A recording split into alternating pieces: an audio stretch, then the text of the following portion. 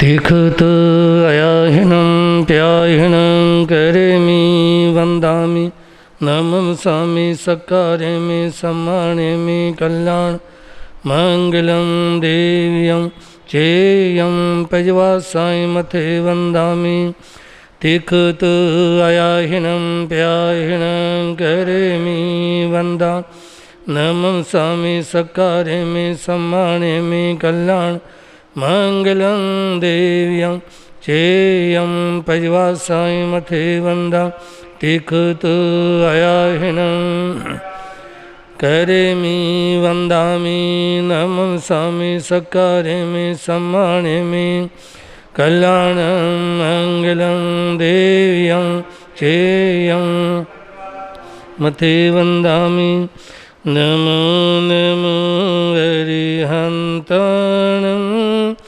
नमो नमो सिद्धाणं नमो नमो आयर्याणं नमो नमो वज्रायाणं नमो लोय सवसाहणं एष पञ्चनमोकार एष पञ्चनमोकार सवपावपणासनं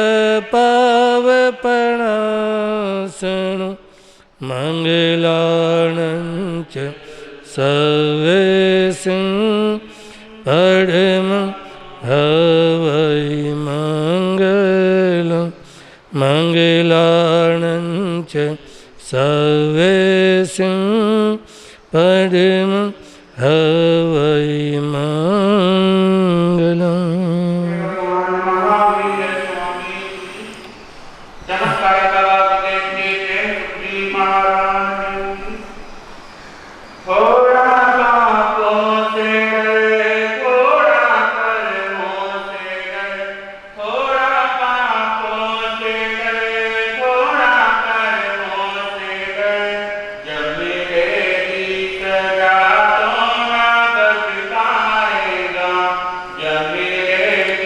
सजा तो न बच पाएगा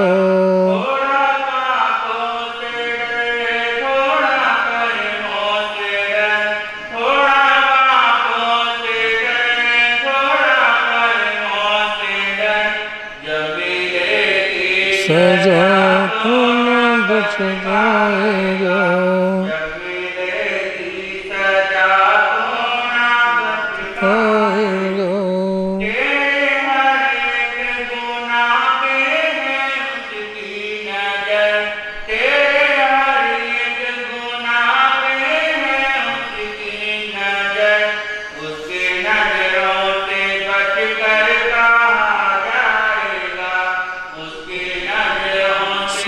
बचकर कहाँ जाएगा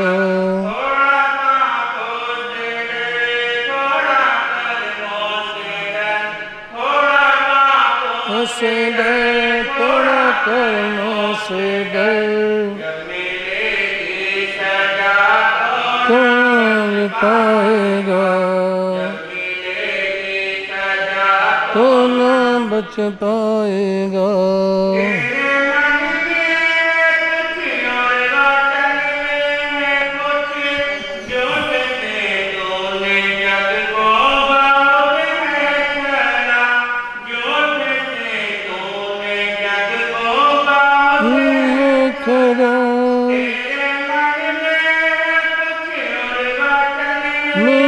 कुछ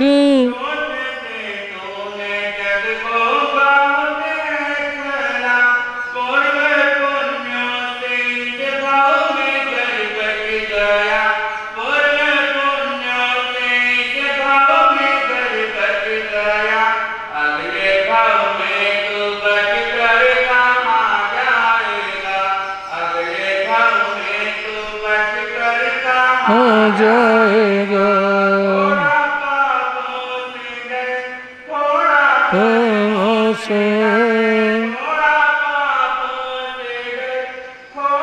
कर्मों से डर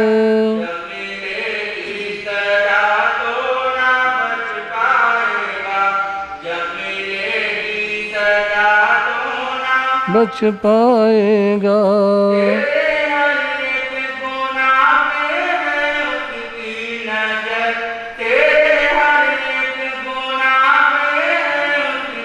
नजर जाएगा, जाएगा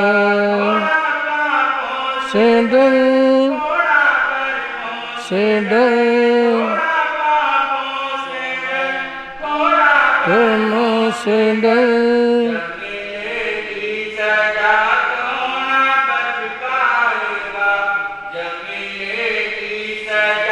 तो न बच पाएगा।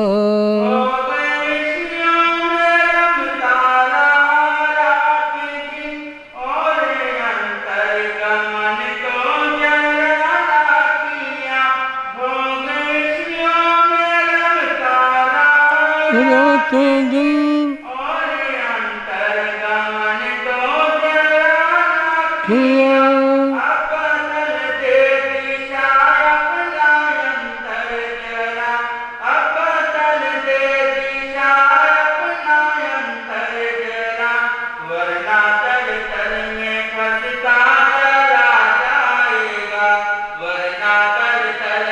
बस चला जाएगा।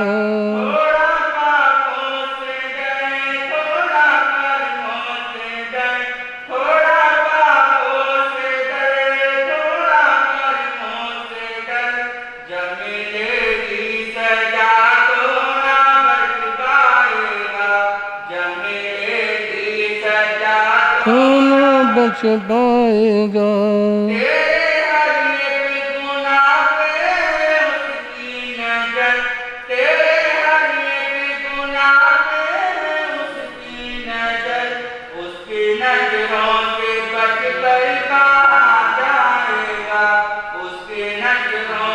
बच कर कहाँ जाएगा।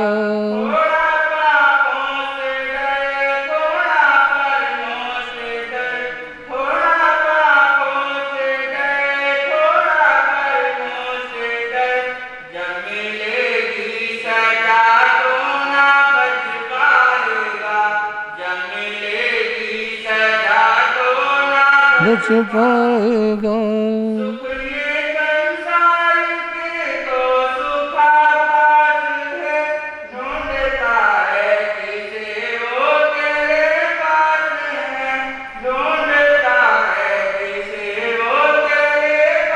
से है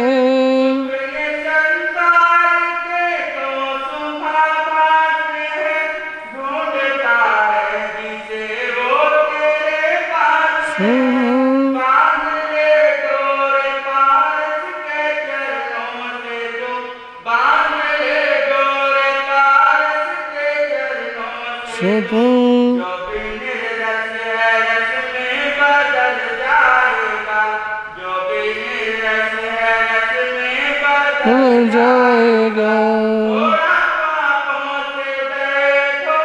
कर्मों से डर थोड़ा कर्मों से डर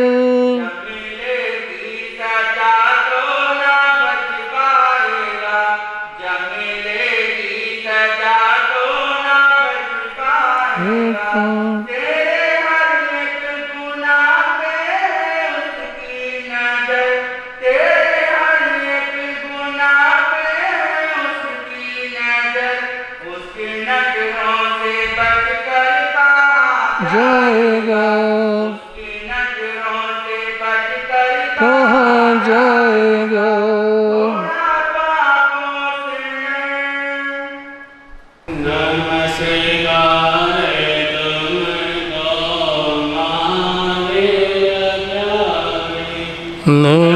नमस्कार तुमको वीर प्यारे।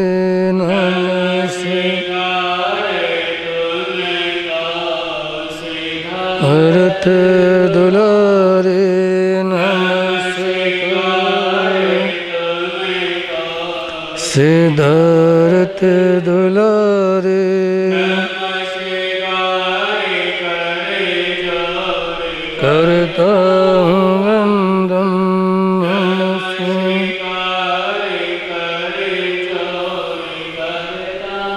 बंधन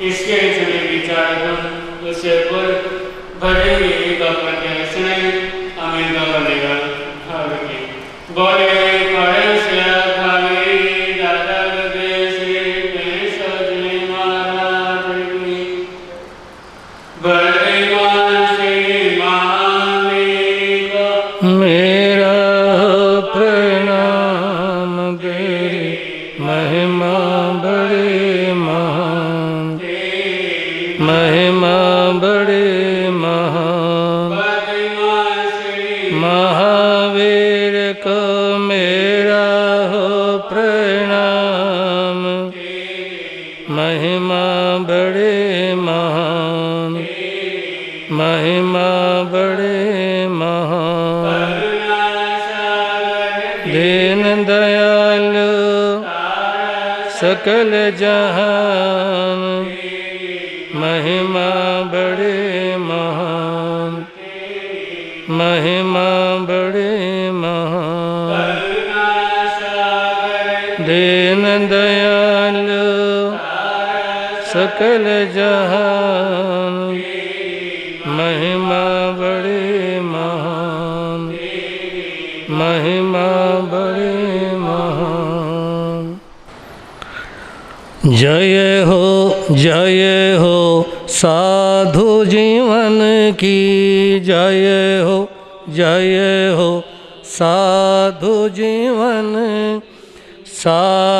जीवन की त्यागी जीवन की साधु जीवन की त्यागी जीवन की जय हो साधु जीवन की जय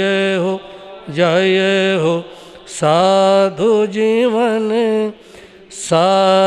जीवन की त्यागी जीवन की साधु जीवन की त्यागी जीवन सुर समूह को जो अति प्रिय है कल्प वृक्ष सम सुख के धाम इंद्र पूज्य उन महावीर को करता हूँ शत बार प्रणाम गुरुओं के गुरु भागमल का धरता हूँ मैं मन में ध्यान जिनकी पावन कृपा से मिलता भवतम नाशकयातम ज्ञान निर्मल कीर्ति पावन चारित्र उत्तम जिनका सद्वाचार महिमाशाली परयुप उत्तम संयम श्रेष्ठ विचार परम सेवा भावी गुरुवर मेरे थे फकड़ सन्यासी रहे अभय गगन गुंजा दो जय करूं से गुरु प्रेम सुख की बोलो जय। परम पूज्य अनंत उपकारी नवजन प्रदाता चमत्कारी बाबा मेरी आस्था के अनंतनाथ आराध्य गुरुदेव श्री प्रेम सुख जी महाराज साहब के पावन पवित्र चरण कमलों में कोटिशय वंदना अभिवंदना। मोक्षाम विलासी पुण्यवान आत्माओं, आज की धर्म सभा में संस्कारों का प्रभाव इस संबंध में विचारा अभिव्यक्ति से पूर्व कुछ पंक्तियां हैं, सुने और मिलकर बोलने का भाव रखेंगे। परम सेवा भावी परम पूज्य गुरुदेव चमत्कारी बाबा श्री प्रेम सुख जी महाराज, बोल चिंतामणि पारसनाथ भगवान, यही भक्ति यही है ज्ञान, सभी को प्यार से देखो, यही भक्ति यही है ज्ञान, सभी को प्यार से देखो, जग जीव सभी हैं समान, जग जीव सभी हैं समान, किसी को कम नहीं देखो, यही भक्ति यही है ज्ञान, सभी को प्यार से देखो, यही भक्ति यही है ज्ञान, सभी को प्यार से देखो।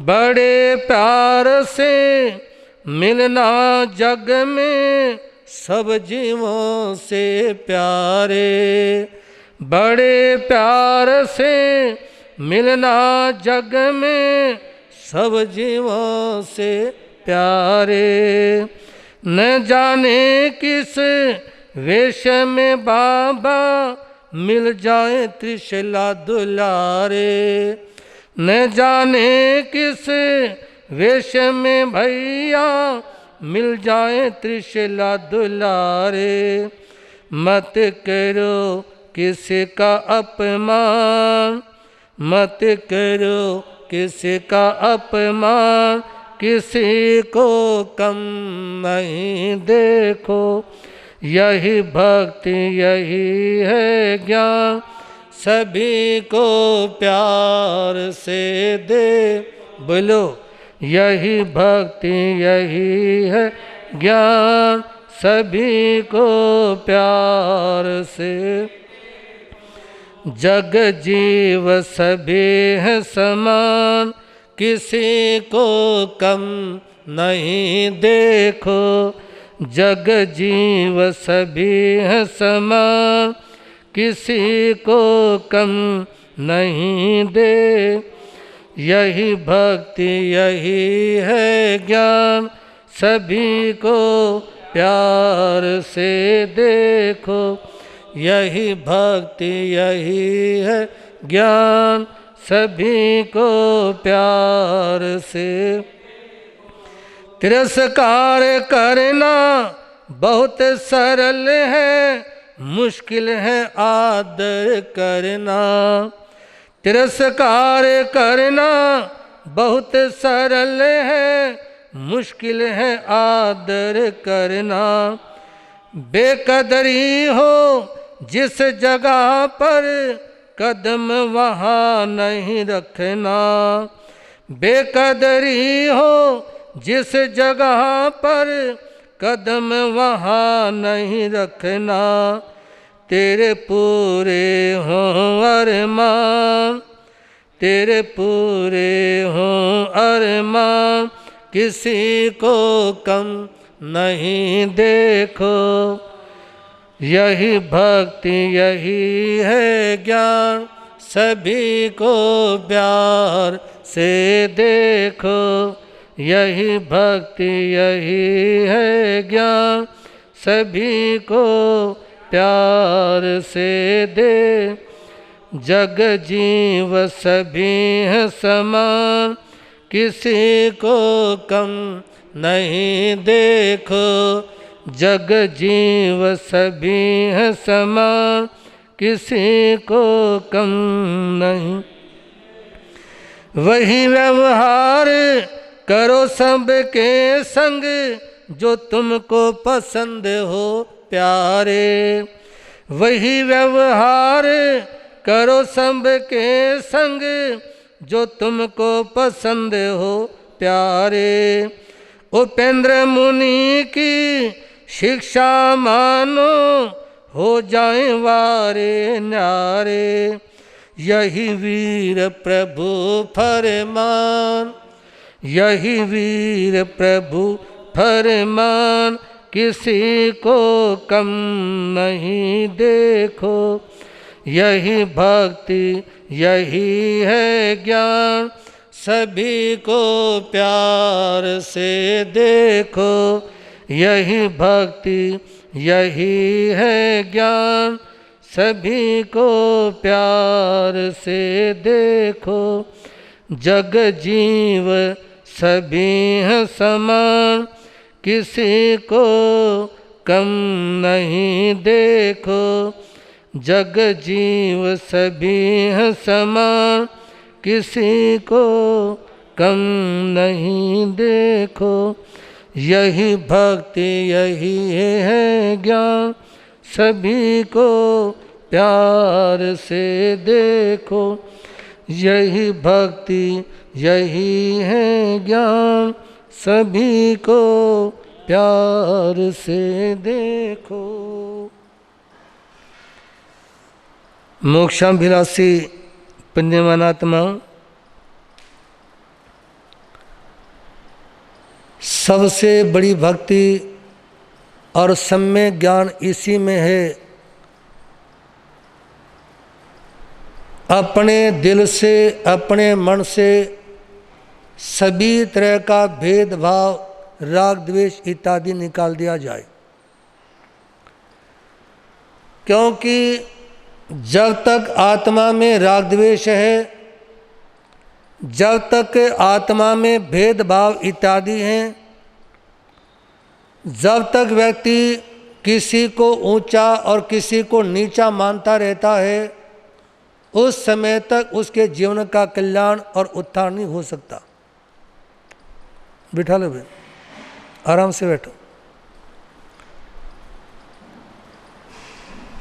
निवेदन है, यदि मन में मनोभेद है, यदि मन में राग और द्वेष है, यदि मन में ऊंच नीच की भावना है, तो ऐसे में आत्मा को संभाव का मिलना, जिंदगी में संभाव आना बहुत मुश्किल है। और भगवान महावीर ये प्रेरणा देते हैं, जब तक जिंदगी में संभाव नहीं आता, जब तक इंसान के मन में एक रस की भावना पैदा नहीं होती, जब तक व्यक्ति सभी को एक समान दृष्टि से देखना शुरू नहीं करता, उस समय तक आत्मा का कल्याण संभव नहीं है। याद रखना, प्रवचन में संभाव की बातें कहना और संभाव के बोल सुनना ये बहुत आसान है, लेकिन जिंदगी में संभाव का आना और संभाव में रहना ये बहुत मुश्किल कार्य है। तो इसलिए भगवान महावीर कहते हैं आत्म कल्याण के लिए संभाव जरूरी है। इसी के साथ आज मेरा विषय रहेगा संस्कारों का प्रभाव।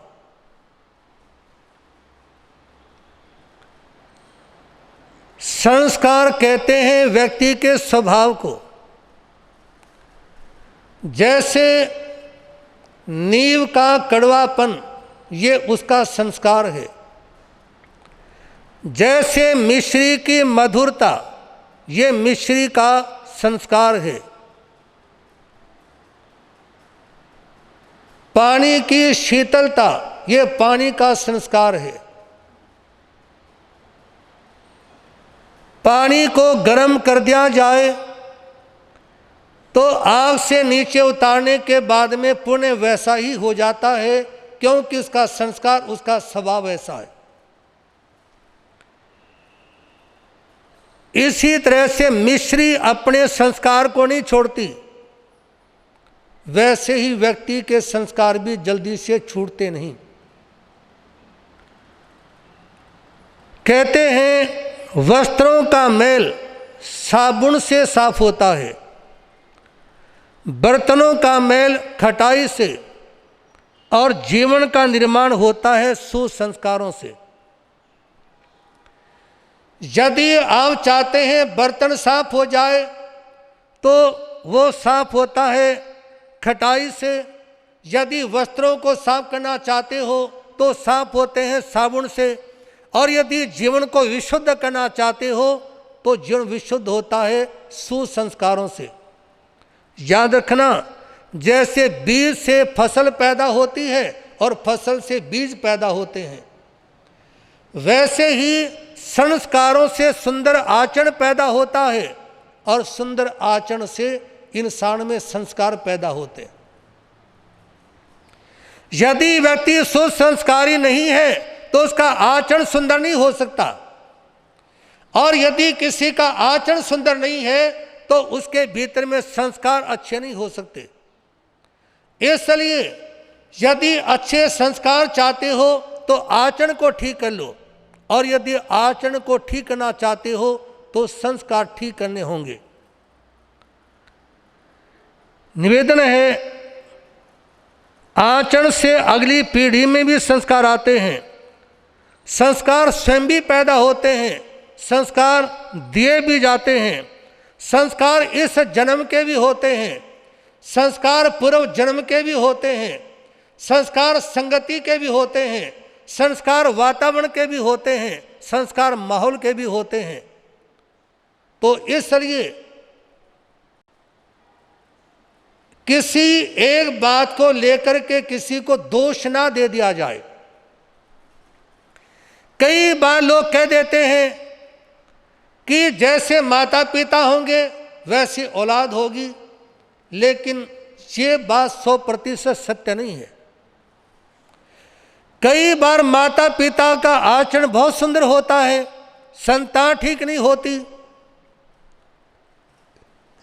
कई बार माता पिता का आचरण ठीक नहीं होता, संतान बहुत अच्छी होती है, क्योंकि उसके पूर्व जन्म के संस्कार हैं।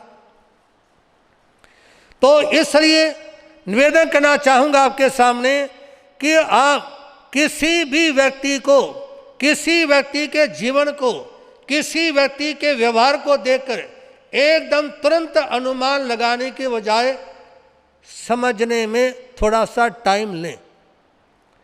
किसी को जानने के लिए थोड़ा सा समय लें। किसी के अंतर हृदय में प्रवेश करने के लिए द्रव्य, क्षेत्र, काल, भाव, इन सारी चीज़ों को समझने का प्रयास करें। जैसा संस्कार वैसा व्यवहार, जैसा व्यवहार वैसा लोगों को दिखाई देता है, क्योंकि लोगों की नज़र इंसान के व्यवहार पर होती है। भीतर में कौन कैसा है ये तो जल्दी से लोग देख ही नहीं पाते। यदि किसी के कंधे पर अंगोछा पड़ा नजर आए और हाथ में पोथी हो तो लोग सहज से कह देते हैं पंडित जी होंगे।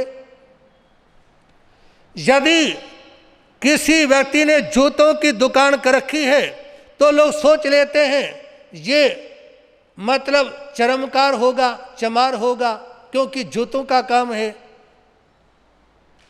यदि कोई सफाई करता है तो लोग सोच लेते हैं जमादार होगा। लेकिन याद रखिए, ये सब काम तो आज के दिन सारी कौमों के लोग करते हैं। आज के समय में जिन लोगों को कंप्यूटर चलाना आता है, मोबाइल चलाना आता है, वो सारे पंडित जी हैं।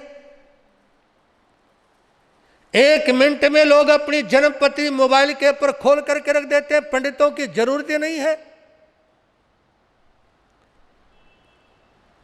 आज के समय में चाहे वैश्य हो, चाहे ब्राह्मण हो, चाहे क्षत्रिय हो, जूतों की दुकान हर कौम की मिल जाएगी। चाहे अच्छे से अच्छे परिवार का जो व्यक्ति है ना, अपने घर के बाहर झाड़ू उठा करके सफाई करता मिल जाएगा। मेरी बातें समझ तो आ रही है ना? है जी। मतलब किसी भी बात को देख करके अनुमान नहीं लगा सकते कि कौन ब्राह्मण है, कौन क्षत्रिय है, या कौन वैश्य है, कौन जमादार बंधु है, या कौन कैसा है। किसी भी व्यक्ति के जीवन को समझने के लिए कुछ समय चाहिए और कुछ उसके संग संग रहना चाहिए। जब तक व्यक्ति कुछ महीनों तक, कुछ समय तक किसी के साथ में नहीं रहता, उस समय तक वो उसके जीवन को पूरी तरह से समझ नहीं सकता।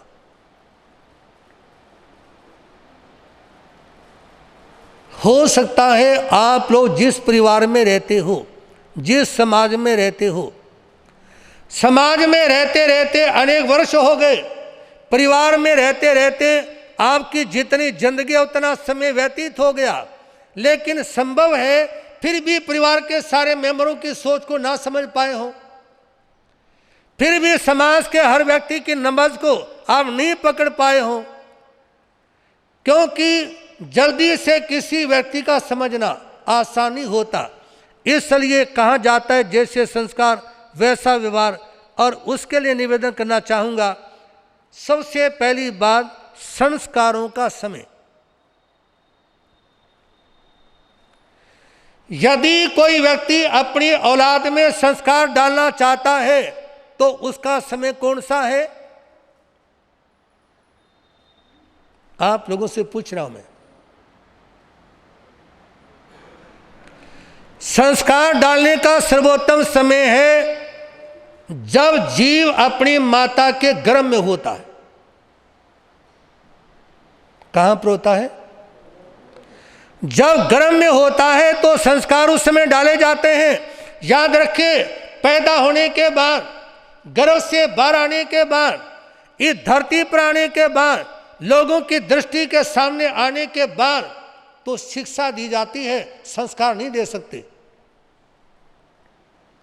जैसे एक पौधे को आप लोग ऊंट का रूप दे सकते हो, हाथी बना सकते हो और किसी प्राणी का आकार दे सकते हो, लेकिन उस पौधे के मूल में जो कड़वापन है, जो मधुरता है, जो तीखापन है, आप उसको नहीं बदल सकते।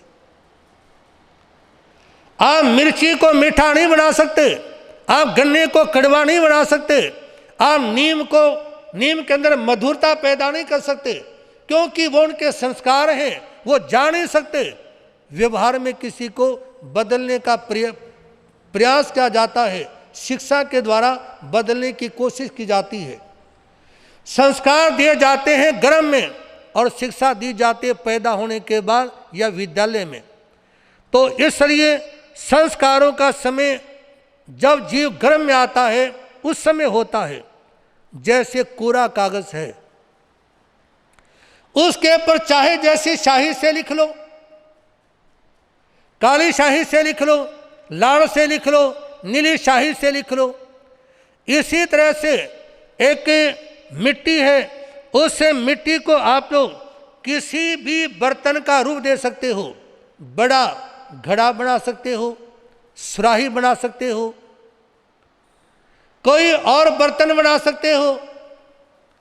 और इसी तरह से जैसे रुई है, आप उससे रुई को किसी भी तरह के कपड़े का आकार दे सकते हो। सज्जनों, निवेदन करना चाहूँगा, एक कोरा घड़ा आपके सामने है, उस कोरे घड़े में आप चाहे अमृत भर दो, चाहे जहर भर दो,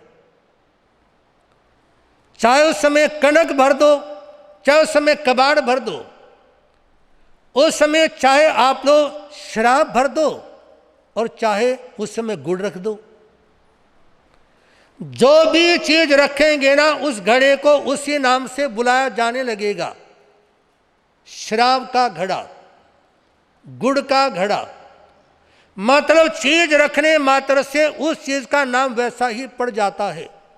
तो इसलिए निवेदन है कि आप संस्कार गर्भ में दे सकते हैं। जैसे किसी भी चीज को शुरुआत में जैसा लिखना चाहे लिख सकते हैं, बाद में आमूल चूल परिवर्तन नहीं कर सकते।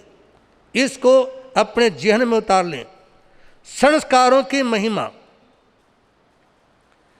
जैसे घी की चिकनाहट जल्दी से नहीं जाती। ये कहते हैं जो व्यक्ति हलवाई का काम करता है और हलवाई के कपड़ों में जब चिकनाहट जम जाती है ना, तो हलवाई की पत्नी उसके कपड़ों को बार बार धोने का प्रयास करती है, तो भी कपड़ों की चिकनाहट जल्दी से है जी, जल्दी से जाती नहीं। वैसे ही जो संस्कार है ना, वो जल्दी से जिंदगी में छूटते नहीं।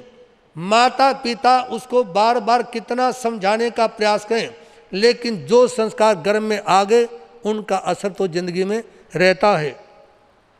सज्जनों, संस्कारित जीवन ही अच्छी लगती है।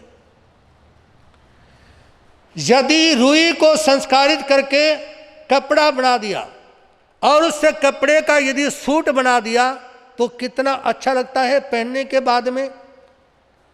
क्या कोई व्यक्ति अपने शरीर के रुई लपेट सकता है जी? एक व्यक्ति ने शरीर के पर रुई को लपेटा हो और एक व्यक्ति ने रुई को संस्कारित करने के बाद में जो कपड़ा बना उसको सिलवा के सूट पहन रखा हो, तो कौन सा अच्छा लगता है, संस्कारित या असंस्कारित? जैसे रुई संस्कारित अच्छी लगती है कपड़ा बनने के बाद, इसी तरह से व्यक्ति अच्छा लगता है जो सुसंस्कारी हो। सज्जनों, आपके सामने घिया, तोरी, टिंडे या और कोई चीज यदि सीधी ही आपके घरवाली खाने के समय थाली में परोस दे तो क्या खा सकते हो?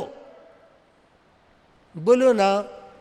और यदि उस सब्जी को संस्कारित कर दिया जाए तो उस समय बड़े टेस्ट के साथ में खाते हो, बड़े आनंद के साथ में लेते हो, क्योंकि उस सब्जी को संस्कारित कर दिया गया।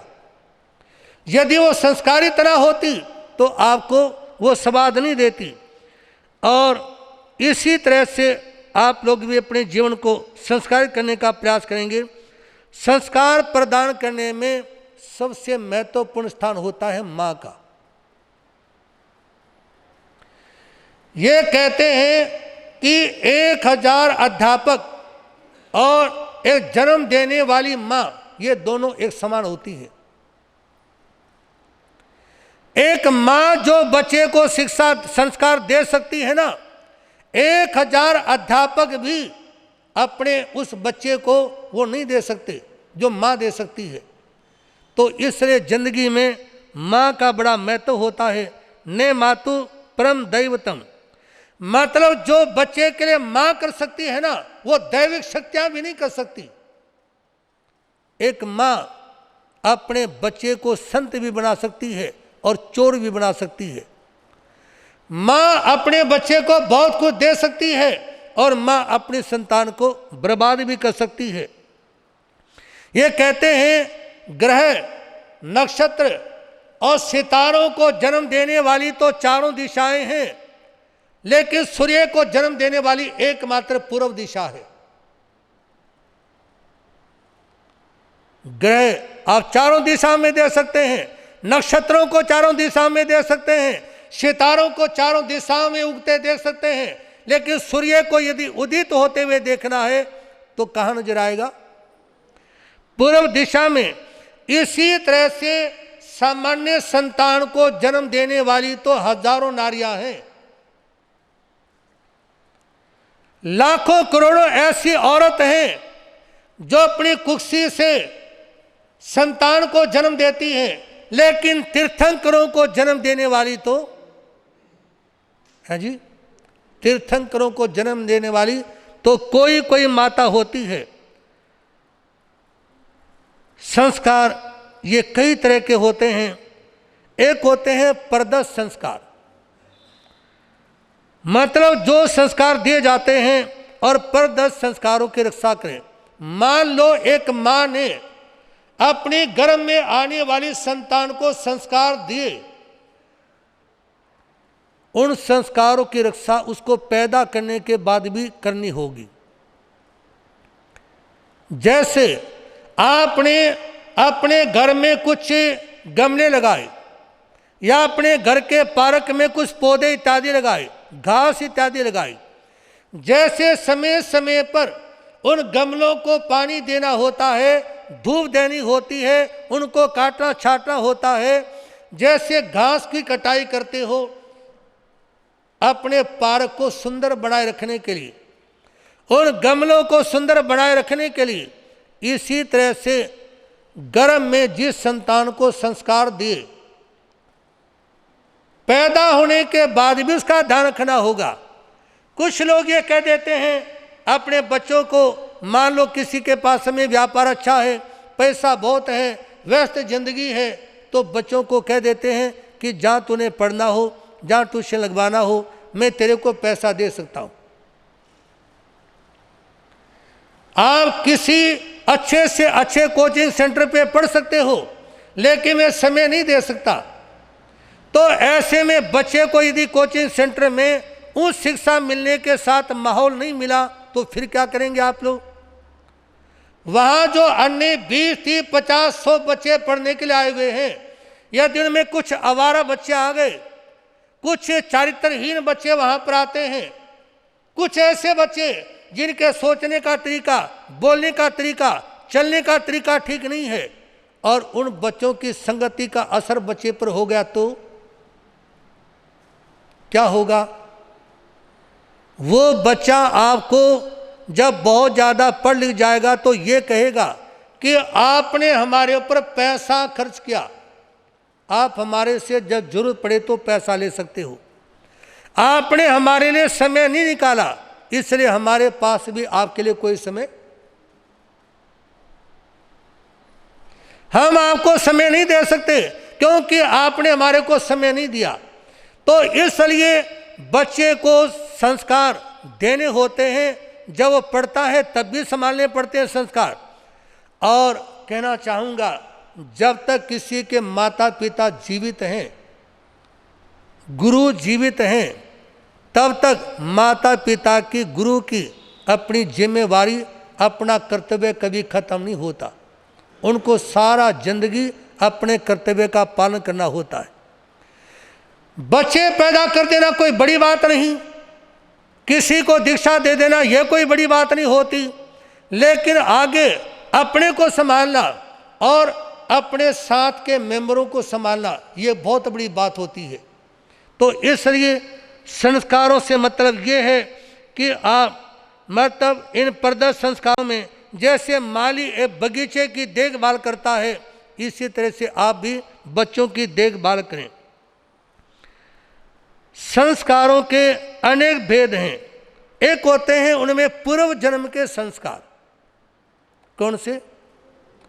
पूर्व जन्म के संस्कार, यानी इस जन्म से पहले, 1 जन्म पहले, 2 जन्म पहले, 10 जन्म पहले कोई घटना आपके जीवन में घटित हुई तो वो अनेक जन्मों के बाद भी उस घटना का और उन संस्कारों का असर जिंदगी के पर अवश्य में होता है। कहते हैं जिस समय देवकी के गर्भ में कर्मयोगी श्री कृष्ण का जीव आया तो गर्भस्थ जीव के संस्कारों के प्रभाव से माता देवकी कंस को मारने के लिए अपने हाथ में नंगी तलवार लेकर के चल पड़ती है कि आज मैं कंस के जीवन का अंत करके रहूंगी। ये किसका प्रभाव था? ये गर्भ में आने वाले जीव के पूर्व संस्कारों का प्रभाव था। जो उसके पूर्व जन्म के संस्कार थे ना, उनका प्रभाव था कि जैसे ही वो गर्भ में आए तो उस गर्भस्थ जीव की मां ये सोचती है कि जो मेरे बेटे को मारना चाहता है वो मेरी संतान को समाप्त करे, इससे पहले मैं उसका अंत कर देती हूं। ये थे गर्भ के संस्कार। जैसे अभिमन्यु जब अपनी माता के गर्भ में थे ना, उस समय अर्जुन अपनी पत्नी सुभद्रा को प्रेरणा दे रहे थे कि चक्रव्यूह में प्रवेश कैसे करना है और चक्रव्यूह को तोड़ना कैसे है। निवेदन करना चाहूंगा, जिससे अभिमन्यु को चारों तरफ से कृपाचार्य, द्रोणाचार्य, भीष्म पितामह, दुर्योधन, दुशासन इत्यादि जिस अभिमन्यु को चक्रव्यूह में फंसने के बाद घेर कर मारना चाह रहे थे और मारते हैं, जहां मारने का दोष इन सब लोगों को है ना, वही उसकी मृत्यु में उनकी मां का भी हाथ है, सुभद्रा का। किसका? अभिमन्यु की मां का भी हाथ है अपने बेटे को मरवाने में।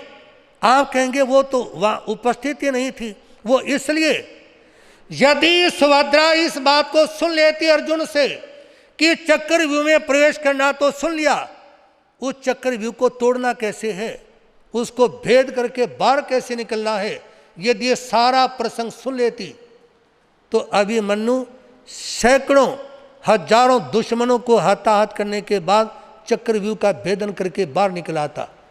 लेकिन उसने प्रवेश कैसे करना है ये तो गर्भ में सीख लिया, बाहर कैसे निकलना है ये नहीं सीख पाई, और इसके कारण अभिमन्यु का दुश्मनों के बीच में गिरते उसका मौत हो गया, उसके जीवन का अंत हो गया। तो सज्जनों, निवेदन ये गर्भ के संस्कार हैं, और गर्भ के संस्कारों में आप लोगों ने सुना होगा राजा कौणिक जब अपनी मां के गर्भ में थे ना चेला के, उस समय महारानी चेला सोचती है कि मैं अपने पति राजा शनि के दिल का मांस उतार के खा लूं। किसके कारण विचार आए? पति का मांस खाने की इच्छा किसके कारण पैदा हुई? गर्भ में आने वाली संतान के कारण। और इसी तरह से जब मेघ कुमार अपनी माता धारणी की कुक्षी में आए, वो भी राजा शनि की रानी थी, उस समय धारणी के मन में ऐसा विचार आता है कि मैं हाथी के ओहदे पे बैठूं, मेरे पति राजा शनि मेरे पीछे चामर लेकर के बैठे, छतर लेकर के बैठे, और मैं उद्यान की वन की सैर करने के लिए जाऊं, और चारों तरफ आसमान में काले काले बादल मंडराए हुए हों, रिमझिम बरसात चल रही हो, और मंद मंद समीर प्रवाहित हो रही हो, ऐसे सुहावने मौसम में मैं सैर करने के लिए जाऊं। ये माता धारणी को विचार किसके कारण पैदा हुए? गर्भ में आने वाले मेघ कुमार के कारण। जिस मेघ कुमार ने भगवान महावीर के पास में दीक्षा ली और अपनी आत्मा का कल्याण किया। इसी तरह से महारानी मदालसा, जिस समय कोई भी जीवन के गर्भ में आया ना, तो उस समय महारानी मदालसा बोलती थी, सिद्धोसी बुद्धोसी निरंजनोसी संसार माया परिवर्जितोसी संसार स्वप्नम तज मो निद्रा मदालसा वाक्या मुवाज पुत्र। यानी महारानी मदालसा अपने गर्भ में आने वाली संतान को संस्कार देने के लिए कहती थी, हे जीव तू सिद्ध है, हे जीव तू बुद्ध है, हे जीव तू निरंजन और निराकार है। ये संसार, ये जो संसार है ये तो स्वप्न के समान है, इसको समझ, अपनी मोह की नींद का त्याग कर और आत्म कल्याण के मार्ग के पर अपने को आगे बढ़ा। जैसे जैसे माता मदालसा गर्भस्थ जीव को संस्कार देती और उनकी कुक्षी से 3-4 बच्चे जो पैदा हुए वो 8, 10, 15 वर्ष के होते और उस समय संन्यास के मार्ग के पर चल देते। एक बार महारानी मदालसा के पति राजा कहते हैं, महारानी आपने अपनी कुक्षी से अनेक संतों को पैदा किया, लेकिन मेरा उत्तराधिकारी कैसे होगा? कोई ऐसी संतान को जन्म दे जो मेरे मरने के बाद इस राजपाट को संभाल सके। उस समय महारानी मदालसा ने गीता पढ़ी, रामायण का अध्ययन किया, महाभारत को पढ़ा, अन्य नीति धर्म के शास्त्रों को पढ़ा। उसके बाद में महारानी मदालसा की कुक्षी से पैदा हुए महाराजा शिवाजी। कौन? महाराजा शिवाजी।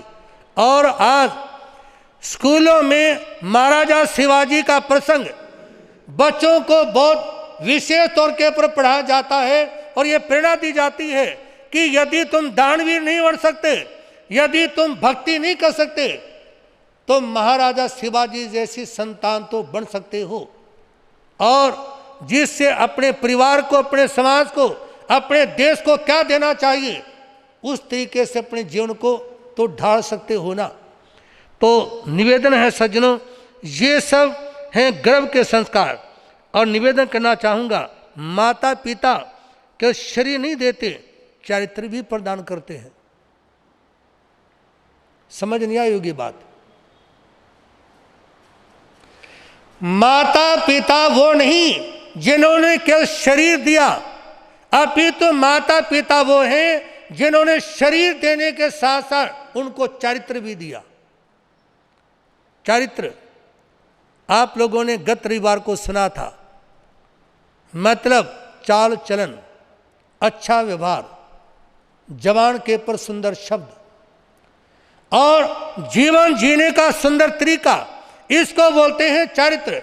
तो शरीर दे दिया माता पिता ने, कोई खास बात नहीं की।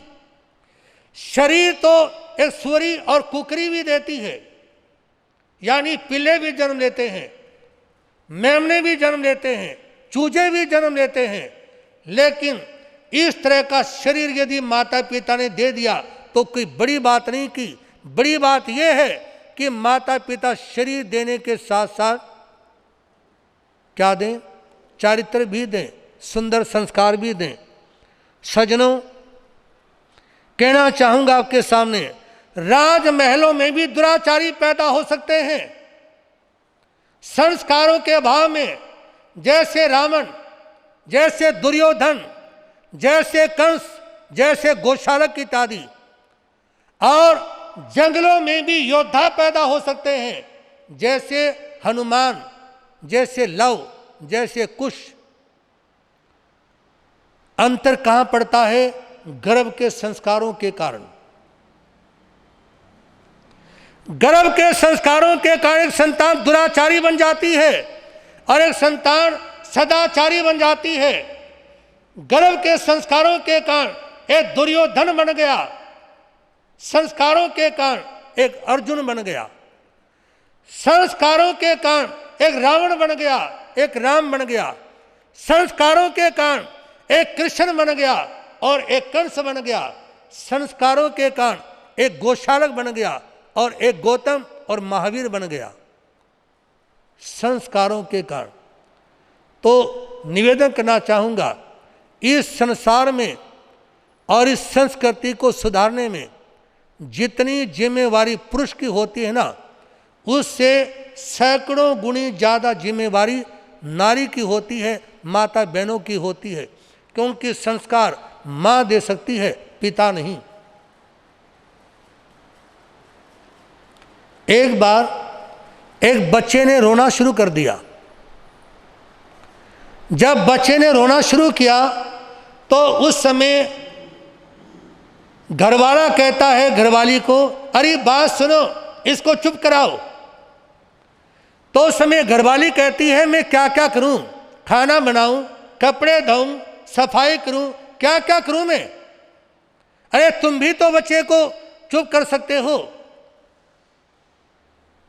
तुम्हारी भी तो जिम्मेवारी है ना। मैं कौन सा इसको दहेज में लेकर आई थी जो सारी जिम्मेवारी मेरे ऊपर ही हो? क्या कहने लगी?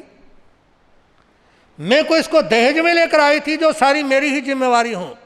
घरवाला कहता, बात सुन, जिम्मेवारी तेरी है और मैं कौन सा इसको बारात में लेके गया था?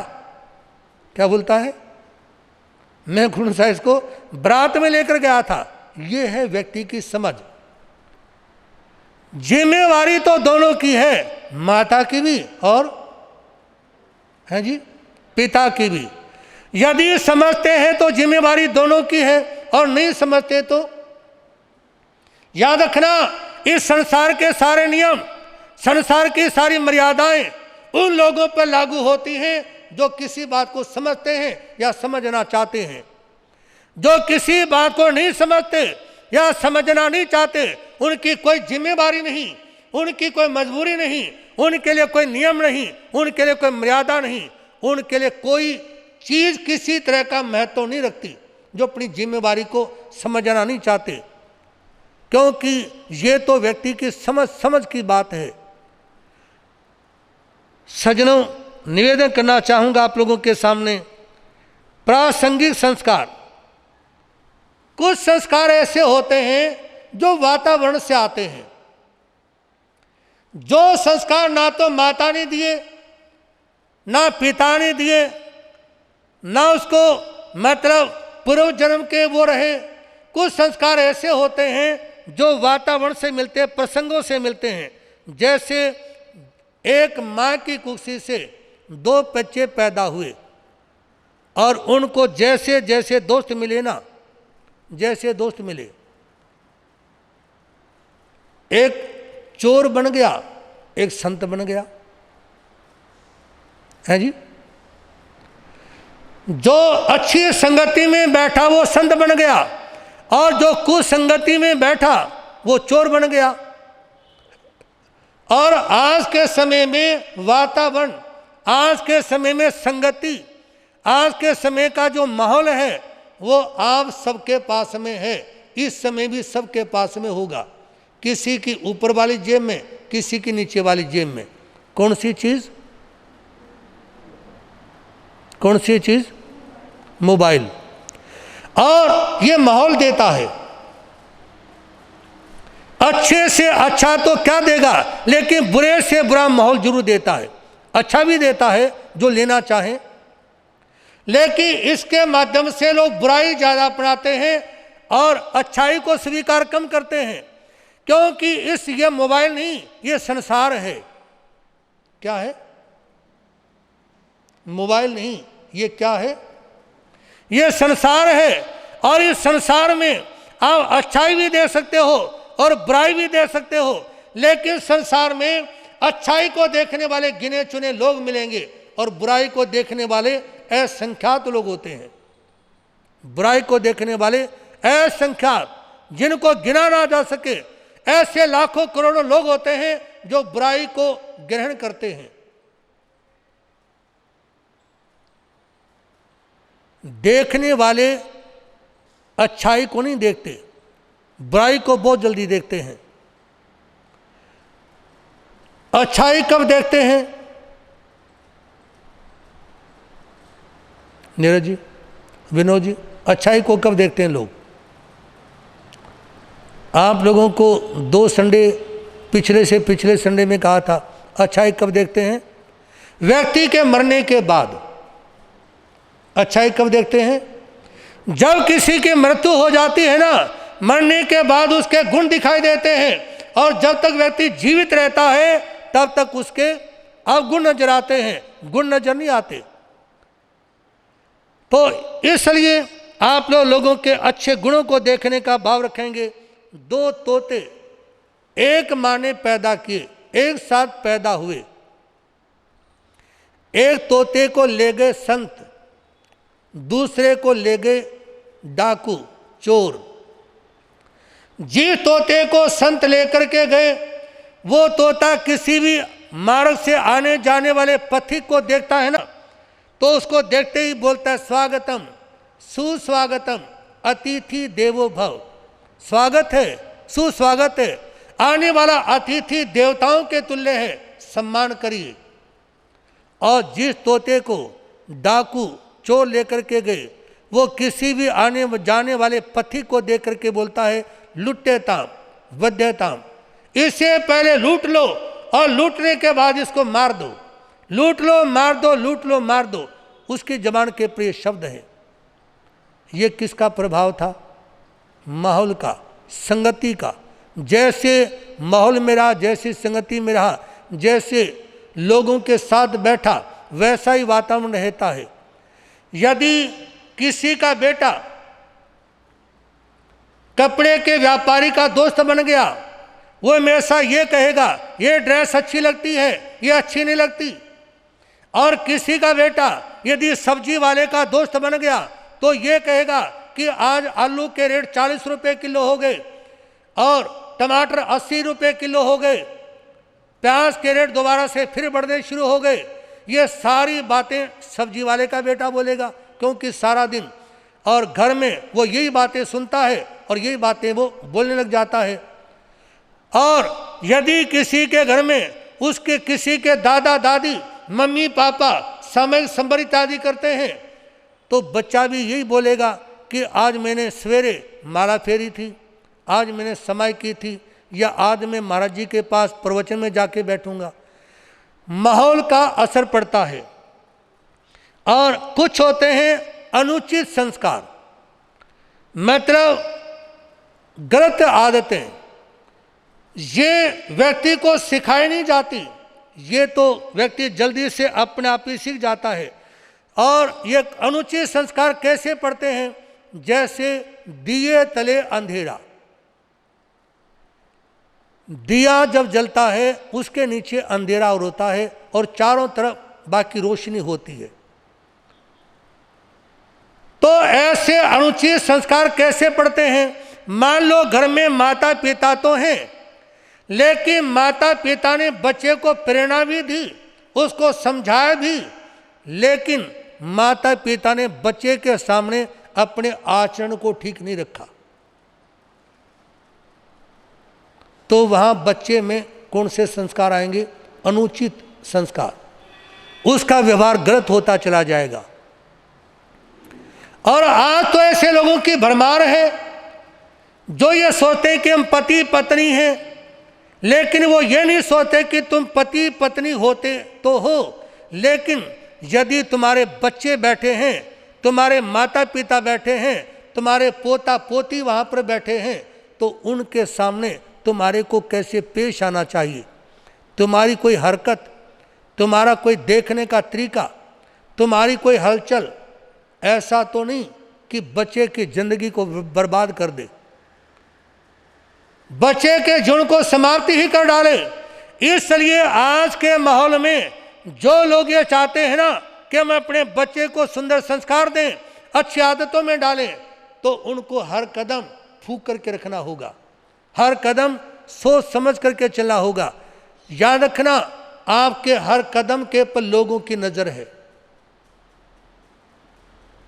आपके हर कदम के पर लोगों की नजर है, आपके हर कदम को आपके बच्चे भी देखते हैं। और निवेदन करना चाहूंगा आपके सामने, एक बहन जिसकी जन्मभूमि दिल्ली थी और शादी जम्मू में हो रखी है, हम रोजी में ठहरे हुए थे, तो उसने कोई बात करनी थी। उसने अपनी मम्मी और बहन के सामने कहा कि मैं महाराज जी से अलग से दो बात करना चाहती हूँ। माँ और बहन दूसरे संत के पास जाके बैठ गई और उसके पास में उसका 6 वर्ष का बेटा बैठा था। जब उस बहन ने बात करनी शुरू की ना, तो 6 वर्ष के बेटे ने अपनी मम्मी की आंखों की तरफ देखा। किसने? 6 वर्ष के बेटे ने अपनी मम्मी की आंखों की तरफ देखा, और जैसे 6 वर्ष के बेटे ने मम्मी की आंखों की तरफ देखा ना, तो मां की नजर ऐसे हो गई, बोल नहीं पाई। क्यों?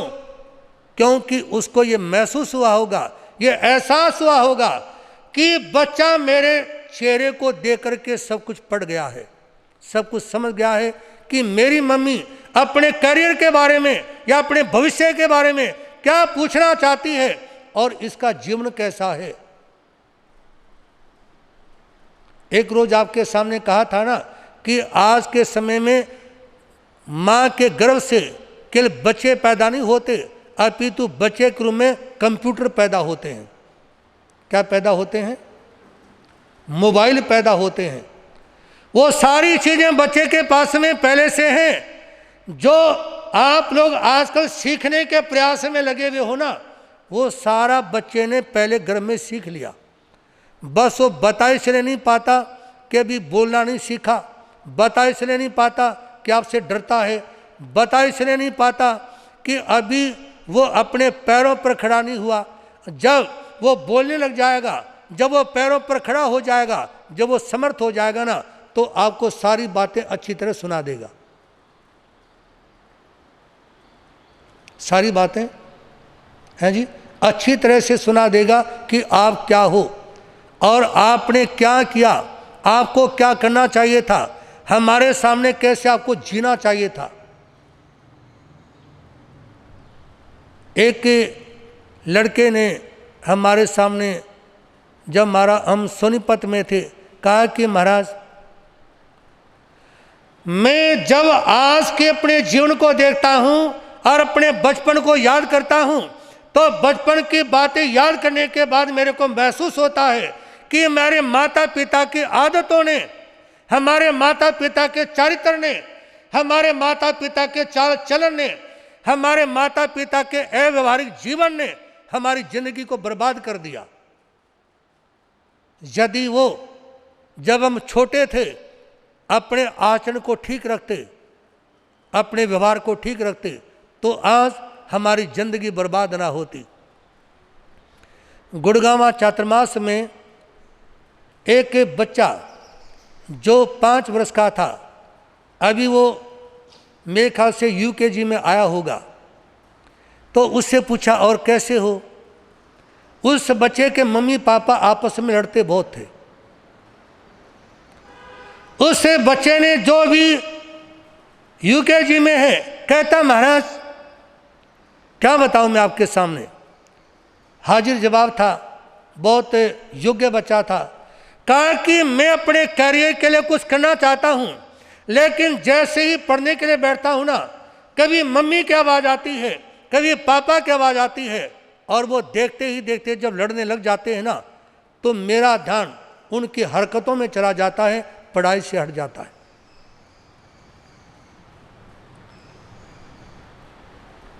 वो परिवार गुड़गांव सेक्टर 4 में रहता है। नाम मैं नहीं ले सकता, क्योंकि लेना भी नहीं चाहिए, किसी की गुदबात प्रकट भी नहीं करनी चाहिए, क्योंकि हर व्यक्ति को अधिकार है अपने सम्मान को सुरक्षित रखने का। लेकिन निवेदन ये करना चाहूँगा, अनुचित संस्कार तब आते हैं जब या तो कोई दोस्त गलत मिल जाए, या माता पिता का आचरण ठीक ना हो, या विद्यालय में जाने के बाद में अध्यापक पढ़ाने वाला शराबी हो, सिगरेट पीने वाला हो, या अध्यापक चरित्रहीन हो। तो ये जो प्रासंगिक संस्कार हैं ये उन वातावरणों से लोगों को मिलते हैं। और निवेदन करना चाहूँगा आपके सामने कि कैसे डालें संस्कार, कैसे डालें संस्कार। जब किसी के यहाँ पर कोई कन्या जन्म लेती है तो सूप बजाएं, सूप कहते हैं छाछ को। जब कन्या जन्म ले तो सूप बजाएं और ये कहें उस छोटी सी बालिका को, सुनो आने वाले समय में तुमने बड़ी होने के बाद में सुसंस्कारित संतान को जन्म देना है, इसलिए आज से ही अपनी आदतों को ठीक रखें, अपने संस्कारों को ठीक रखें, अपने व्यवहार को ठीक रखें, ताकि अच्छी संतान को जन्म दे सको। और जिस समय आपके घर में बेटा जन्म ले तो उस समय थाली बजाएं। किस लिए?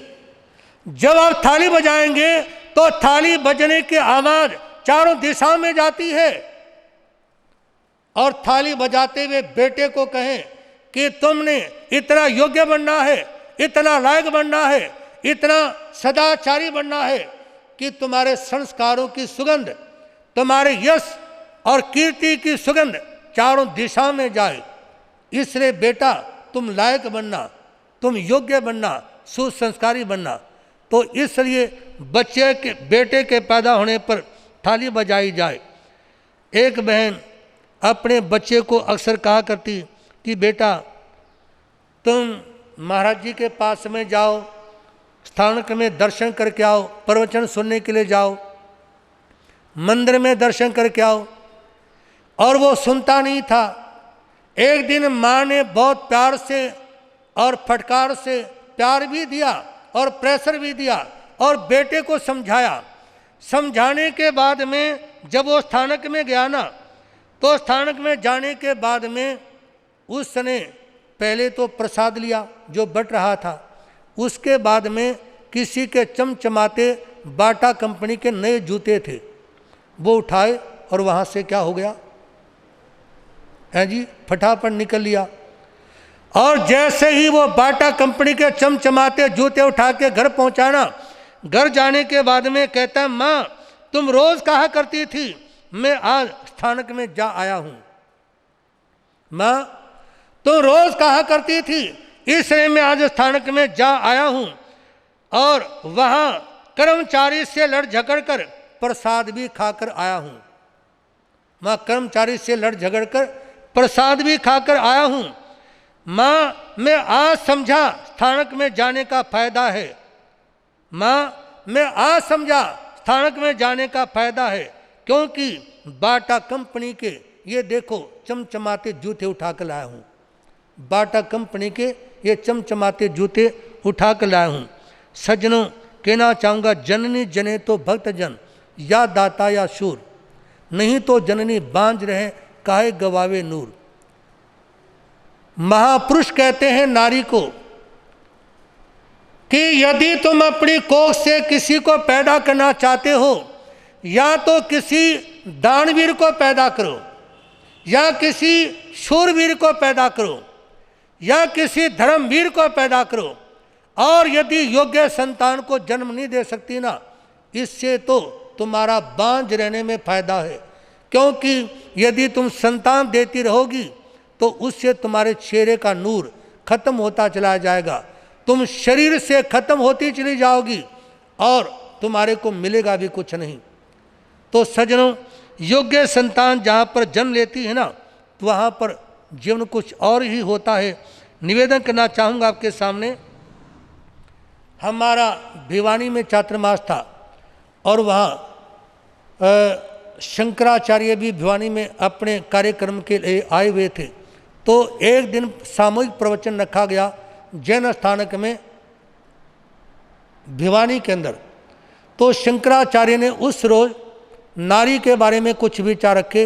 उन्होंने एक बात कही, विदेशी नारी और भारतीय नारी का अंतर बताते हुए, कि भारतीय नारी होती है कुल्हड़ के समान और विदेशी नारी होती है चीनी और स्टील के कप के और गिलास के समान। कुल्हड़ कहते हैं मिट्टी के, मतलब माटी के बर्तन को।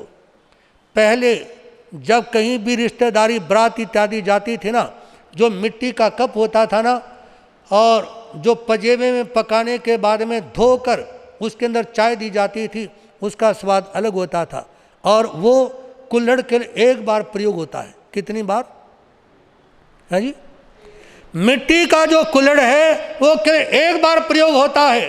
तो शंकराचार्य ने, जो जिनका नाम था माधवानंद जी शंकराचार्य, उन्होंने कहा कि जो कुल्हड़ है वो एक बार प्रयोग होता है, और जो चीनी का बर्तन है, जो स्टील इत्यादि का बर्तन है, वो बार बार धो करके प्रयोग किया जाता है। भारतीय नारी, उसके लिए केवल एक पति होता है। भारतीय नारी का प्रयोग केवल एक पति करता है। लेकिन जो विदेश की नारी है वो चीनी के कप की तरह है, वो स्टील के गिलास की तरह है, जिसको धो धो करके बार बार प्रयोग किया जाता है। जो नारी कुल्हड़ की तरह होती है, वो अपनी कुक्षी से योग्य संतान को, सुसंस्कारी संतान को, एक धार्मिक संतान को, एक मतलब दानवीर संतान को पैदा कर सकती है। और जिसका जीवन कुल्हड़ के समान हो, तो जिसका जीवन एक स्टील के गिलास की तरह हो या चीनी के बर्तन की तरह हो, वो योग्य और सदाचारी संतान को जन्म नहीं दे सकती। अंत में कहना चाहूँगा, अच्छा और बुरा ना कोई जन्म से माना जाएगा। अच्छा और बुरा ना कोई जन्म से माना जाएगा, ऊंचा नीचा हर एक को ही कर्म से जाना जाएगा। कोई जन्म से ना ऊंचा होता है ना नीचा होता है। ऊंच और नीच ये व्यक्ति अपने कर्म से होता है। किससे? ऊंच और नीच व्यक्ति अपने कर्म से होता है। तो इसलिए निवेदन करना चाहूँगा, अपने कर्मों को ठीक करने का प्रयास करेंगे तो उसी से जीवन का कल्याण और उत्थान होगा। और सुसंस्कारी संतान सब जगह सम्मान और आदर पाती है। एक लड़का अपने पिताजी को कहता है, पिताजी यदि कहीं पर जाने से व्यक्ति की बेइज्जती होती हो, क्या मैं जाना चाहिए? तो पिताजी ने कहा कि बिल्कुल नहीं जाना चाहिए। जहां जाने से तिरस्कार होता हो, जहां जाने से बेइज्जती होती हो, वहां नहीं जाना चाहिए। तो उस समय बेटा कहता है, पिताजी बात सुनो, आज के बाद मैं स्कूल में नहीं जाऊंगा, क्योंकि होमवर्क मेरा पूरा होता नहीं, और मास्टर जी मेरी रोज रोज क्या करते हैं जी, रोज रोज मेरी बेइज्जती करते हैं अध्यापक। तो आज के बाद मैं कहाँ नहीं जाऊंगा, स्कूल में नहीं जाऊंगा।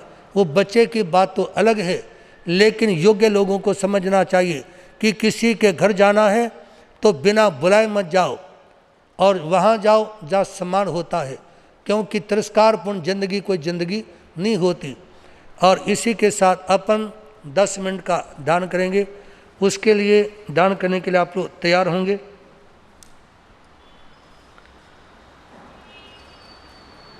दान की मुद्रा को स्वीकार कर लें।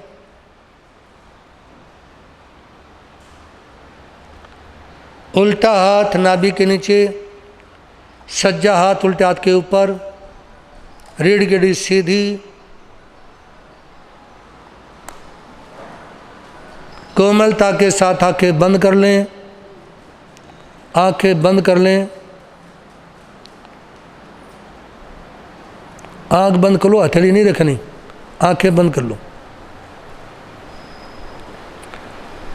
और ये भी याद रखें, यदि आप जिंदगी में 10 मिनट भी आंख बंद करके नहीं बैठ सकते ना, तो करोगे क्या। और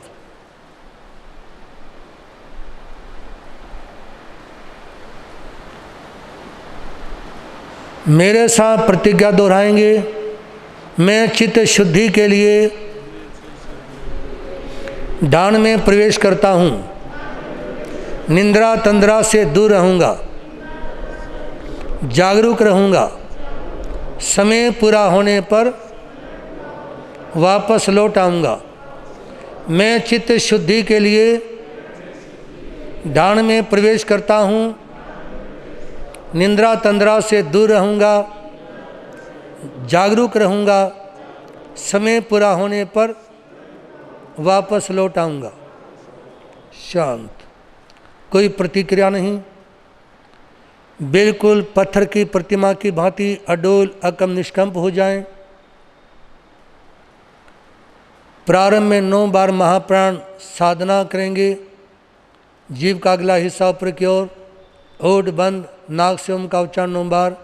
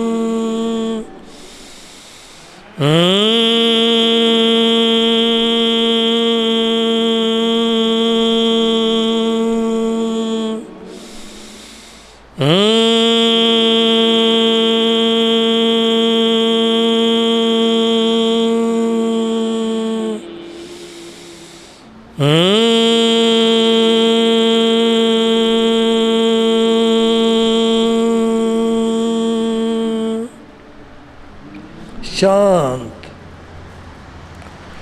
पूरा ध्यान श्वासों पर केंद्रित। आते जाते श्वासों को लयबद्ध देखें। श्वास आ रही है, जा रही है, ध्यान से देखें। जीवो और जीने दो। आत्म ध्यान के माध्यम से आज आप लोगों को चक्रों को जागृत करने के पर ध्यान करेंगे। चक्रों को जागृत। मूल चक्र 7 हैं, सामान्य चक्र 13 हैं, लेकिन आज चक्रों को जागृत करते समय केवल 3 चक्रों को जागृत करेंगे।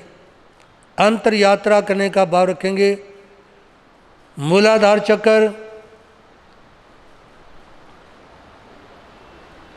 अनाहत चक्र और विशुद्धि चक्र।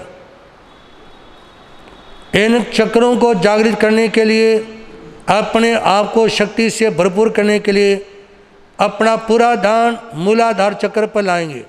मूलाधार चक्र मल मूत्र के बीच का मार्ग, जहाँ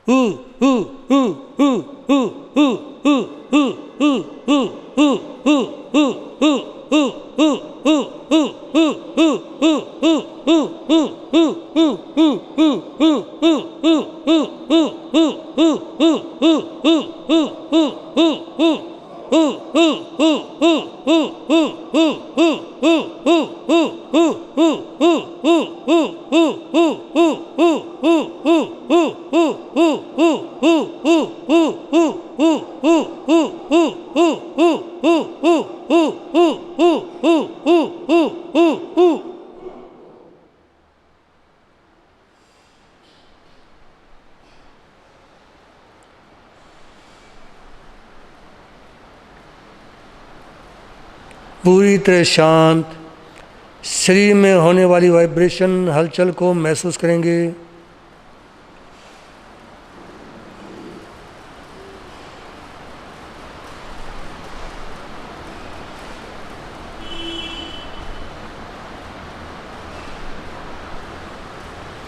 तीन बार ओम का उच्चारण करते प्रयोग संपन्न करेंगे।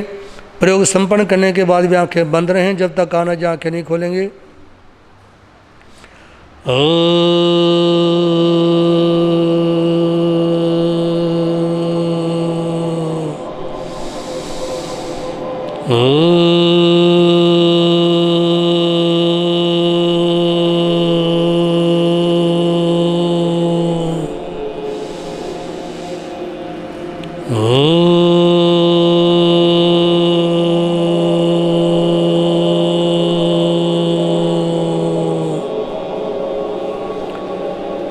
दोनों हाथ सिर के ऊपर ले जाएंगे, दोनों हाथ सिर के ऊपर ले जाए, रगड़ेंगे दोनों हाथ, हथेली गर्म करेंगे,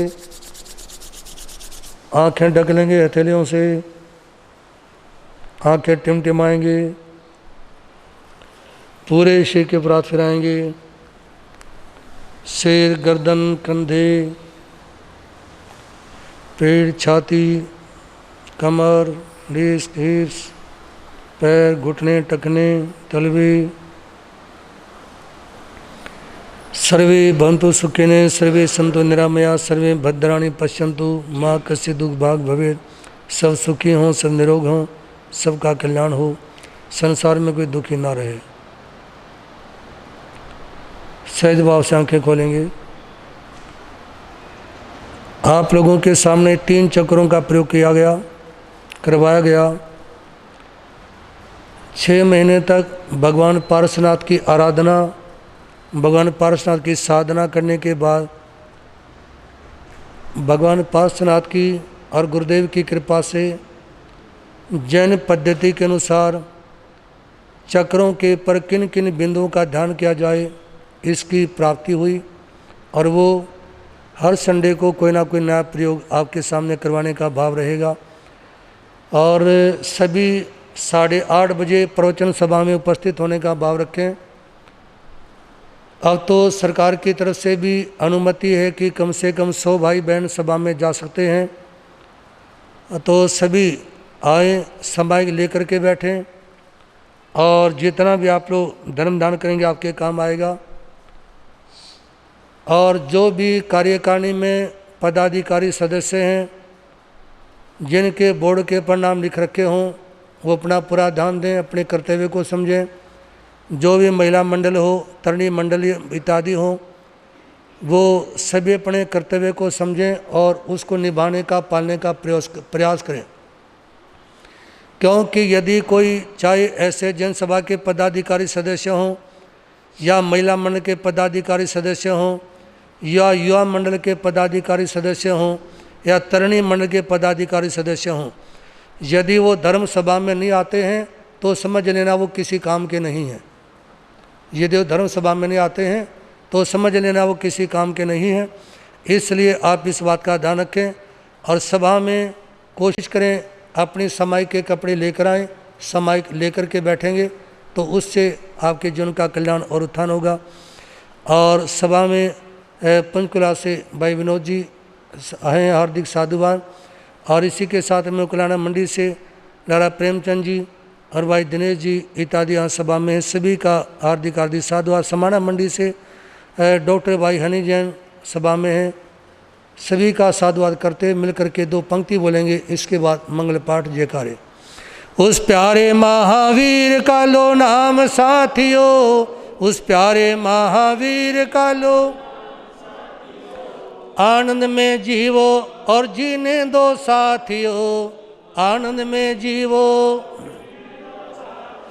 उस प्यारे महावीर का लो नाम साथियों, उस प्यारे महावीर का लो नाम आनंद में जीवो और जीने दो साथियों, आनंद में जीवो।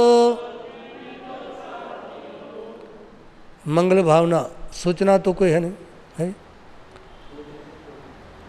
और इसी के साथ में 2 तारीख का कार्यक्रम 2 अक्टूबर को जाप रहेगा नमो जनानम जय भाणम, जिसमें नमो जनानम जय भाणम की 9 माला जपी जाएंगी। और उस रोज़ उत्तर भारत के अनेक संतों के बारे में आप लोग सुनेंगे। लगभग 1 घंटा जाप रहेगा और 1 घंटे के आसपास प्रवचन का कार्यक्रम रहेगा। उस समय सहदेव मुनि का भजन, महादेव मुनि लगभग 10-15 मिनट के लिए बोलेंगे। और बाद में आचार्य भगवान पूज्य श्री आत्माराम जी महाराज साहब, आनंद ऋषि जी महाराज साहब, देवेंद्र मुनि जी महाराज साहब, शिवमुनि जी महाराज साहब, चंदन मुनि जी महाराज साहब, शुक्लचंद जी महाराज साहब और पूज्य भोले बाबा रतन मुनि महाराज साहब, शरवण मुनि जी महाराज साहब, उपाध्याय फूलचंद जी महाराज साहब। और इसी के साथ में मतलब साध्वी डॉक्टर पूज्या अर्चना जी महाराज साहब, इन सब पूज्य श्री रविंद्र मुनि जी महाराज साहब, इन सभी महापुरुषों के बारे में 2 अक्टूबर को बोलने का भाव रहेगा। सभी के बारे में मैंने व्यक्तिगत तौर पर जिसके जीवन को जैसे समझा है, उनके जीवन के पर 2-2, 4-4 मिनट हर महापुरुष के जीवन के बारे में बोलने का प्रयास रहेगा। आप लोग सभा में अपनी पूरी उपस्थिति दें। भाई लोग एक बार इधर देख लें, ये देखना है कि किस किस की घरवाली है सभा में। और मेरी माता बहनें इधर मुँह करके देख लें कि किस किस के हस्बैंड सभा में आए हैं या किस किस के परिवार के मेंबर सभा में आए हैं। नहीं आए हैं तो उनको लेकर आएँ, नहीं आए हैं तो उनको लेकर आएँ। और पद लेना और कार्यकारिणी में बोर्ड के परिणाम लिखवाना कोई बड़ी बात नहीं है, केवल उसमें तो पेंटर ने अक्सर लिखना है, लेकिन उस बोर्ड के पर लिखे हुए जो नाम हैं उसके अनुसार चलना और काम करना ये बहुत मुश्किल है। मैं यहाँ पर काम करने की दृष्टि से 3 लोगों को विशेष तौर पर महत्व देता हूँ, भाई नीरज जैन, भाई साधुराम जी जैन और सुभाष चंद्र जी जैन। इन 3 लोगों को मैं विशेष महत्व देता हूँ काम करने की दृष्टि से। और वैसे तो हमारे कैशियर साहब भी अपनी पूरी जिम्मेदारी निभाते हैं, मेरे ख्याल से BK जैन नाम है शायद। मंत्री जी भी समय समय पर आते हैं, दूसरे दिन चौथे दिन, और वो प्रवचन के समय अपनी सूचना जरूर देते हैं, आते हैं। मैं सम्मान करता हूँ सभी का, जितने भी आए हुए हैं। लेकिन विशेष सम्मान उन लोगों का होता है जो कर्म करते हैं और समाई लेकर के बैठते हैं। तो इस बात का पूरा ध्यान रखें। अब कोई किसी के पास में बहाना नहीं हो सकता कि महाराज जी लॉकडाउन है या कोरोना करके सरकार की तरफ से प्रतिबंध है। अब किसी का कोई बहाना इत्यादि नहीं हो सकता। तो इसलिए आप लोग कार्यकारिणी रोजाना की व्यवस्था करना चाहे तो उस समय भी हमारे को कोई दिक्कत नहीं है। और संडे को विशेष तौर पर आप लोग लाभ लें। और अब संघ की तरफ से सूचना मंगल भावना संघ के मंत्री सुधीर जैन आपके सामने रखेंगे। 2 अक्टूबर के कार्यक्रम में अपना पूरा ध्यान दें। सभी स्वयं भी आएँ, इष्ट मित्रों को लेकर के आएँ, परिवार को लेकर के आएँ। और जिनको डर लगता हो, अंधेरे में घबराहट होती हो या किसी को और किसी विरोधी से डर लगता हो, तो जो भयभीत रहते हैं वो जरूर आएँ, क्योंकि नमो जनानम जय भाणम का जाप करने से डर भय इत्यादि खत्म हो जाता है। जब से हम यहाँ पर आए हैं उस समय से भाई शुभम जैन और सचिन के पिताजी भाई सुरेश जी और सुकेश जी जो पूर्व प्रधान रहे हैं और उसकेश जी के भाई, इन्होंने आज तक कभी भी नागा नहीं की, हर रोज़ स्थानक में आते हैं। और जहाँ तक बात है भाई प्रवीण जैन जो सेठाठ वाले हैं, सारे घरों को दिखाना, और कंधे से कंधा मिलाकर के साथ साथ चलना और उसके साथ में सेवा करना, ये मैं प्रवीण जी को भी साधुवाद और धन्यवाद देना चाहूँगा। और अभी आज से लगभग 60 दिन अभी चातुर्मास के बाकी हैं। 3 महीने चातुर्मास के व्यतीत हो चुके हैं और अब चातुर्मास भी जल्दी जल्दी व्यतीत होगा, क्योंकि दिन छोटे होते जाएंगे और जल्दी जल्दी दिन निकलता दिखाई देगा, चातुर्मास व्यतीत होता नजर आएगा। तो जो भी धर्म दान करना चाहते हैं वो करें और बराबर सामयिक में और प्रवचन सभा का लाभ लेने का भाव रखेंगे। बोल शरमण भगवान महावीर स्वामी, बोल चिंतामणि पारसनाथ भग, महापंजाब प्रवर्त बालवरमचारी दादा गुरुदेव स्वामी श्री भागमल जी, उप भेखो दादा गुरुदेव स्वामी श्री फूलचंद जी, परम सेवा भावी परम पूज्य गुरुदेव चमत्कारी बाबा श्री प्रेम सुख जी। बोलिए श्री जैन धर्म की पंच परमेष्ठी नवकार मंत्र भगवान की, भगवान महावीर स्वामी का संदेश। श्री चतारी मंगलम मरिहंता मंगलम सिद्धा मंगलम साहु मंगलम केली पणतो धम्म मंगलम चतारिलोत्तमा रिंतालोत्तमा सिद्धालोत्तमा सौलोत्तमा केली पणतो धम्मलोत्तमा चतारी शरणं पौज्यामि रन्ते शरणं पौज्यामि सिद्धे शरणं पौज्यामि साहु शरणं पौज्यामि केवली पणतो धम्म शरणं पौज्यामि। हरिहंतों का शरणा, सिद्धों का शरणा, साधुओं का शरणा, दया धर्म का शरणा, ये 4 शरण दो हरण जगत में और न शरण कोई होगा, जो भव प्राण करे आचरण उस अमर पद होगा, उस